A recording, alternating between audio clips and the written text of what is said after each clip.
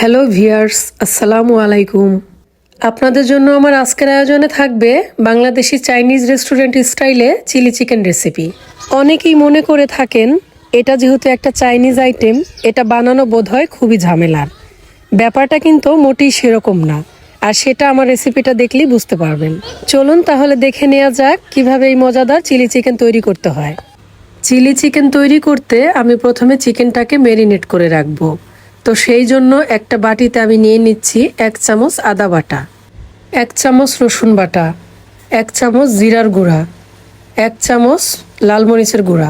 ঝালটা আপনারা ইচ্ছে মতো কমিয়ে বাড়িয়ে দিতে পারেন। আরও দিলাম স্বাদ মতো লবণ আর 1 চামচ সয়া সস। দেখতেই পাচ্ছেন আমি 4 চামচ ব্যবহার করছি। আরও দিলাম 1 চামচ গরম মশলার গুঁড়া, আর দিব 1.5 চামচের মতো লেবুর রস। এবার একটা ডিম দিয়ে দিচ্ছি। লেবুর রসটা দেওয়ার কারণে ডিমের কাঁচা গন্ধটা কিন্তু আর থাকবে না। দিব 3 চামচের মতো কর্নফ্লাওয়ার। এবার সব কিছুকে একত্রে খুব ভালোভাবে মিশিয়ে নিতে হবে।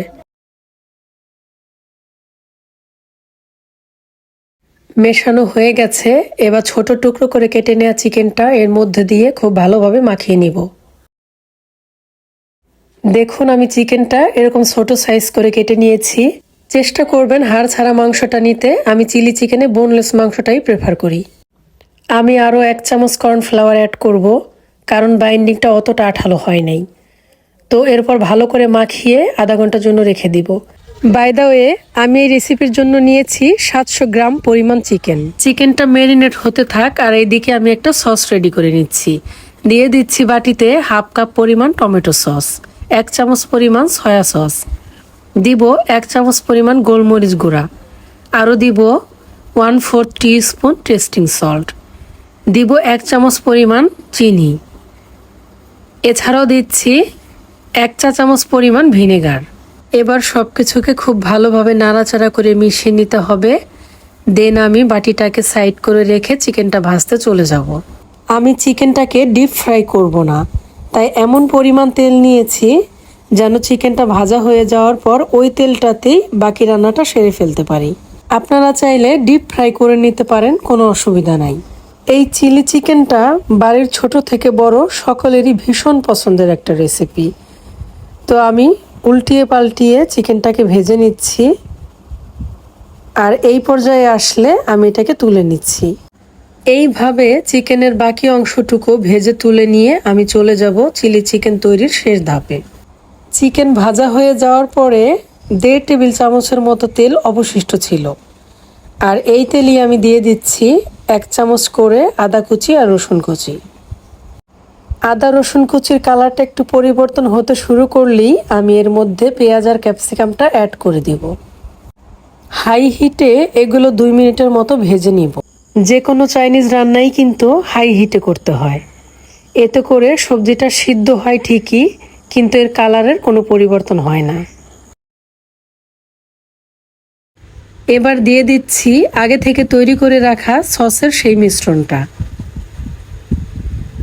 সবজির সাথে এটাকে আরও কিছুক্ষণ ভেজে নিতে হবে। এরপর আমি এর মধ্যে সামান্য পরিমাণ পানি অ্যাড করে দিব, আর পানিতে বলক আসলেই চিকেনগুলো অ্যাড করে দিব। সব কিছু একত্রে ভালোভাবে মিশিয়ে নিয়ে আরও 3 থেকে 4 মিনিটের মতো রান্না করব। এই পর্যায়ে এসে 3 থেকে 4টি কাঁচামরিচ মাঝখান থেকে ভেঙে দিয়ে দিলাম। গ্রেভিটাকে ঘন করতে 1 চামচ পরিমাণ কর্নফ্লাওয়ার পানিতে গুলিয়ে দিয়ে দিচ্ছি। চিলি চিকেনের গ্রেভিটা কিন্তু একটু মাখো মাখো হয়ে থাকে, অর্থাৎ সবজির গায়ে লেগে থাকে। তবে কর্নফ্লাওয়ার ইউজ করার সময় অল্প অল্প করে দিয়ে দেখতে হবে আপনি যেরকম চাচ্ছেন সেরকম হলো কিনা। একবারে দিয়ে দিলে কিন্তু বেশি ঘন হয়ে যেতে পারে। তো আমার চিলি চিকেনটা কিন্তু পারফেক্টলি কুক হয়ে গেছে। পোলাও কিংবা ফ্রাইড রাইসের সাথে এই চিলি চিকেনটা খেতে কিন্তু দুর্দান্ত লাগে। আর এটা যে খুব সহজেই বাসায় তৈরি করে নেওয়া যায় সেটা কিন্তু আমার রেসিপিটা দেখে আশা করি বুঝতে পেরেছেন।